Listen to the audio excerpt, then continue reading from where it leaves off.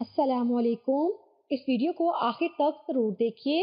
اگر آپ کمزور ہیں تو اس طریقے سے روزہ رکھیے۔ سحری کے وقت تازہ روٹی کی بجائے باسی روٹی استعمال کریں اور ساتھ میں کچا دودھ پئیں۔ اس سے پورا دن آپ کو بھوک نہیں لگے گی۔ رات کو صرف 11 کالے چنے بھگو کر رکھ لیں اور صبح نہار منہ یہ 11 چنے کھا لیں۔ ایسا کرنے سے کمزوری کی وجہ سے آپ کو چکر نہیں آئیں گے۔ صبح صادق جب روزہ بند کرنے لگیں تو صرف 5 کھجور کھا لیں، اوپر سے پانی پی لیں۔ انشاءاللہ روزے کے دوران آپ کو دل کا کوئی بھی مسئلہ نہیں ہوگا۔ افطاری میں روز 1 گاجر کھانے سے پورے روزوں میں آپ کے دانت مضبوط رہیں گے اور ان سے بدبو بھی نہیں آئے گی۔ رمضان کے مہینے میں اگر کمر درد کا مسئلہ بنتا ہے تو افطاری میں میتھی کی سبزی بنا کر کھائیں۔ اس سے آپ کی کمر کا درد کا مسئلہ ساری زندگی کے لیے دور ہو جائے گا۔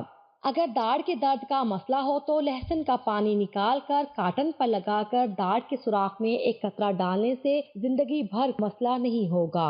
جن کا معدہ خراب رہتا ہے افطاری میں گرم اور کھٹائی والی چیزوں سے گریز کریں۔ جو افراد موٹاپے کی وجہ سے بہت پریشان ہیں، رمضان میں روزے رکھنے سے ان کا موٹاپا دور ہو جائے گا۔ افطاری میں اگر ثابت دھنیا کی چائے بنا کر پی جائے تو روزے کے دوران پورا دن معدے میں جلن نہیں ہوتی۔ سحری اور افطاری کے فوراً بعد سونے سے پرہیز کریں۔ چند منٹ کی چہل قدمی سے آپ کو کمزوری کا مسئلہ نہیں ہوگا۔ اگر روزانہ افطاری میں 2 سیب کھا کر 1 پاؤ دودھ پی لیا جائے تو پورا دن آپ کے چہرے کی رنگت نکھری نکھری رہے گی۔ جب بھی سیب کھانے لگیں تو پہلے اس کی خوشبو کو اچھی طرح سونگھ لیجئے۔ اس سے انسان تمام بیماریوں سے محفوظ رہتا ہے۔ عورتوں کا روزہ کس وجہ سے ٹوٹتا ہے؟ اگر ہونٹوں سے مسلسل خون نکلتا ہو زخم کی وجہ سے اور ہونٹوں پر زبان پھیرنے کی عادت ہو تو کیا اس سے روزہ ٹوٹ جائے گا یا نہیں؟ اور زخم بھی دائمی ہو ہونٹوں پر۔ روزے کی حالت میں ہونٹوں پر لگے ہوئے خون پر زبان پھیری اور زبان پر خون لگ گیا اور وہ خون حلق سے نیچے نہیں اترا تو روزہ نہیں ٹوٹے گا، خواہ خون کم ہو یا زیادہ۔ اور اگر خون زبان پر لگ کر پیٹ میں پہنچ جائے اور اس کا مزہ بھی محسوس ہو تو بہرحال روزہ ٹوٹ جائے گا۔ اور اگر پیٹ میں پہنچ جائے لیکن مزہ محسوس نہ ہو تو خون مغلوب ہونے کی صورت میں روزہ نہ ٹوٹے گا، ورنہ یعنی اگر خون غالب یا برابر ہو تو روزہ ٹوٹ جائے گا۔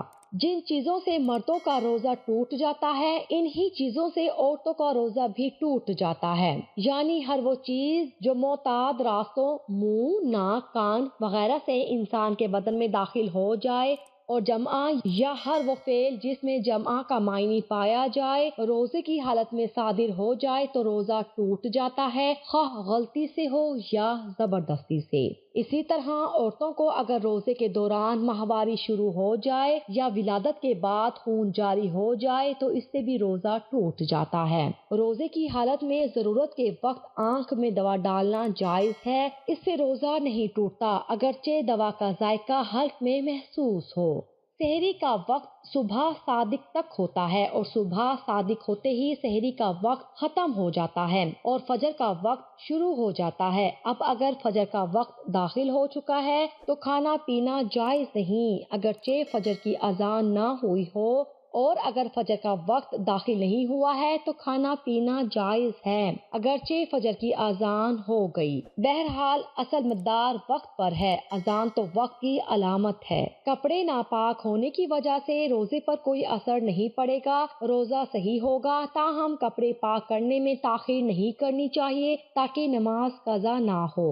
نیز پیشاب کرتے وقت چھینٹوں سے بچنے کا خوب اہتمام کرنا چاہیے، اس سلسلے میں بے احتیاطی عذاب قبر کا باعث ہے۔ رسول اللہ صلی اللہ علیہ وآلہ وسلم کا ارشاد ہے کہ پیشاب سے بچا کرو کیونکہ عام طور پر عذاب قبر اسی سبب سے ہوتا ہے۔ روزے کی حالت میں بیوی کے لیے معذور شخص کو غسل کرانا جائز ہے۔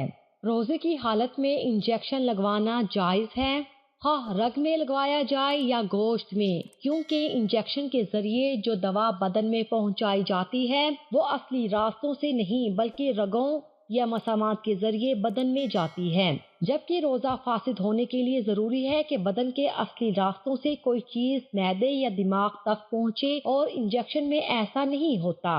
یہی حکم ڈرپ کا بھی ہے، لہٰذا روزے کی حالت میں انجیکشن یا ڈرپ لگانا جائز ہے، البتہ بلا ضرورت روزے کا احساس نہ ہونے کے لیے طاقت کا انجیکشن یا ڈرپ لگانا مکروہ ہے۔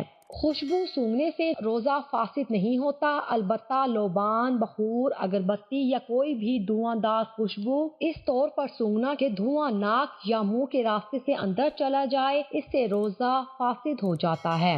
کلی کرتے وقت پانی غلطی سے حلق میں چلا گیا، یعنی حلق سے اتر گیا اور روزہ یاد تھا تو روزہ فاسد ہو گیا۔ قضا لازم ہے، کفارہ لازم نہیں ہے، البتہ اگر کلی کے دوران روزہ یاد نہیں تھا تو روزہ فاسد نہیں ہوگا۔ روزے کی حالت میں نسوار منہ میں رکھنے کی صورت میں اگر اس کے ذرات حلق میں پہنچ گئے تو روزہ ٹوٹ جائے گا، اور اگر اس کے ذرات حلق تک نہیں گئے تو اس صورت میں حلق کے اندر جانے کے احتمال کی وجہ سے روزہ مکروہ تحریمی ہوگا، یعنی روزہ فاسد نہیں ہوگا لیکن ثواب پورا نہیں ملے گا۔